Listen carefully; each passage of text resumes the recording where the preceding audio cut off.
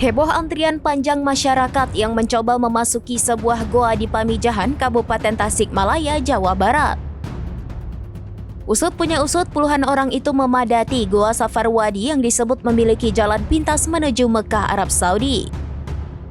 Dikutip dari Tribunnews, keyakinan itu berakar pada sejarah panjang goa sebagai pusat penyebaran Islam dan tempat berkumpulnya para wali. Kepercayaan mengenai goa yang memiliki akses ke Mekah itu berawal dari adanya sejumlah cabang lorong di dalamnya. Menurut cerita turun-temurun, lorong-lorong goa itu digunakan para wali sebagai jalur perjalanan spiritual ke berbagai daerah termasuk Banten, Cirebon, Surabaya hingga Mekah. Meski begitu, lorong yang digadang merupakan jalan menembus ke Mekah itu kini telah ditutup teralis besi. Namun keyakinan masyarakat tetap tidak luntur, bahkan semakin banyak peziarah yang mendatangi goa tersebut.